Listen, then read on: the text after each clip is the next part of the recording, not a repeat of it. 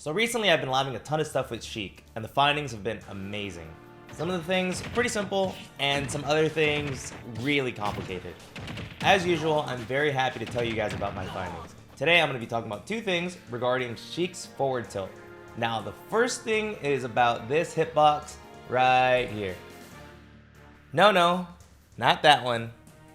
This one. This is Sheik's knee hitbox. The hitbox has a significantly harder to DI knockback angle. Before knowing about this hitbox, I figured that if most people DI'd away from Sheik's forward tilt, they'd be able to escape. But with this knowledge, that statement is null and void. Haha. In this example, the computer is DIing completely away from Sheik. However, that does not stop the raindrop from happening. Now the difficult thing is getting this hitbox to connect. If you end up really close to an opponent, you'll get the close hitbox, which sends too far. If you space the forward tilt too much, you send them way too far. Now honestly, I tried many ways to find a consistent setup for this knee against a ton of characters, and I gotta give it up. It's just way too hard. So the first thing my mind went to was to simplify. And while I was simplifying, I finally found it. The essence of what makes this truly overpowered, and the second thing I need to talk about. Sheik's aerial forward tilt. And no, I don't mean forward tilting in the air, I mean forward tilting an aerial opponent. It's so simple. You keep your opponent inside of you while forward tilting and voila. Your opponent can't DI as far away since they start closer to you, and you can even get a hitbox starting as far back as behind Sheik. Now this has a consistent setup, and that's the best part. Now, if you've seen my previous video, you actually know the setup. But if you haven't, this is Sheik's slow fall up air and forward tilt. This setup is really easy to get and can be obtained off of a few starters, honestly. Now, if you get one of these starters, as long as you get the slow fall up air, it's really easy to get this aerial forward tilt, and that's the beauty of it. Now, one thing to note, thanks to Sheik's slow fall up air, I actually didn't put this in the last video, it's very possible to get a reverse forward tilt. Now, one thing that I didn't talk about in the slow fall up air video is, thanks to that setup, you can get a reverse forward tilt very easily. Now, what this does is it mixes up opponents' DI, and that's a really important thing, which I'll get into a bit later. Now, again, this setup works on a majority of the casts, so it's a very important tool to learn. There's a lot of potential that can come from learning this too, but of course it doesn't work on everyone, and you'll have a lot of trouble against fast fallers.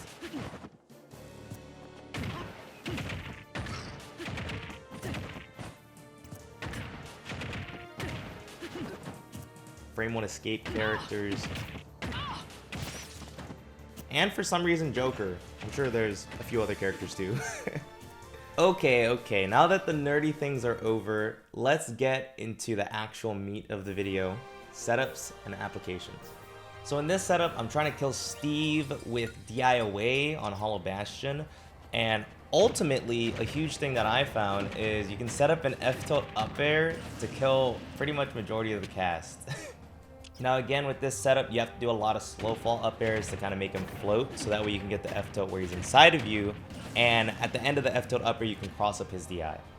Now there are setups that do work and kill without crossing up DI, but one of the strengths of this is your F-tilt up air always has the potential to cross up. Now one of the best things about this setup is it kind of works from anywhere, so it doesn't really matter as long as you have really good up airs. Worst case, you can even reverse your forward tilt.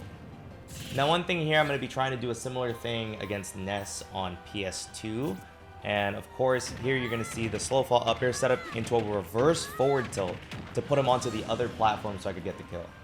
Now even without a reverse F tilt, you can still drag Ness to the other platform and get pretty much the exact same setup.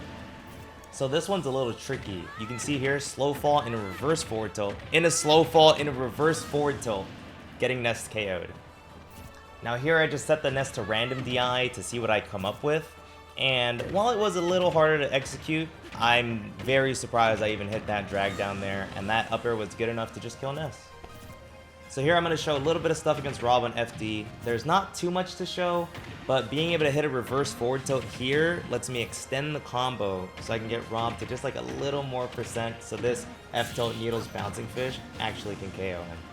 Another fun thing you can do is you can literally just keep F-tilting people over and over, just keep mixing up their DI. They'll never really know what's coming next. Another thing you can do, if you know your opponent is just DIing out, is when you're doing these type of loops, you can just go straight into down smash, just catch their DI lacking, get super early kills. So in this setup, we do the usual tipper down tilt and a slow fall upper F tilt, setting up really easily into the first up air and following DI for the second up air. Now, a concept that we should be familiar with is about to happen right here. Slow fall up air and a reverse forward tilt to mix up the DI, making the updraft significantly easier. And just in case you aren't familiar with updrafts, I'm here to let you know that even if you get an updraft with DI to the right, not crossed up, you can still get the KO. By the way, if you didn't know, these setups also work on this transformation of Town and City, so make sure you learn your updrafts. They're a really good thing to know. Now for this next part, I kind of just decided to see how many ways I could kill Game & Watch on Pokemon Stadium 2, kind of around 60 to 80%, so let's see it. It'll put a lot of the concepts I've taught in this one video together, so yeah, let's find out. So this is kill number 1. It looks like I'm going for an updraft on PS2 with kind of a mix of DIs. Now this is looking like kill number 2. Oh, okay. No DI mix-up, just needles to up smash. Now the percent's a little higher here. This is looking like a slow fall setup off of tipper down tilt. Oh, just into a raindrop. Okay, that's setup number 3. So I'm not too sure what I'm going for in this one. Slow fall in an F tilt into a DI mix-up F tilt. That's so guaranteed. So I'm not too sure what I'm going for here. Same setup as number 4, but I do a normal forward tilt. DI mix-up setup number 5. So I'm not too sure what this setup is. We're in a little lower percent F tilt starter. It's an updraft. Oh, but I didn't get it. So updraft can be a little hard on PS2. That up air was really good. Setup number 6. So around here, I kind of decided I have too many setups with him DIing away. So I set the bot to DI in to the left. And miraculously, wouldn't you know it, it just seems like every setup works both directions. So it seems like as long as Sheik can find a way to bring her opponent to the platforms, even with a big jump like that, she has a wide array of kill confirms. Now again, we can't forget some of the simple stuff. So if you want to go for a DI mix-up, you can still go for something as simple as a needle up smash. And finally, the last confirm, starting it off of a down tilt at a little bit of an earlier percent into a PS2 updraft. So yeah, that's about everything I can tell you about Sheik's aerial F tilt. Again, not F tilting in the air, but F tilting an aerial opponent. I think the setup is super duper easy. I think this is super duper tournament viable. It works on both DIs. Now, of course, people might be like, oh, well, you have to guess. Well, that's fine. My opponent has to guess too.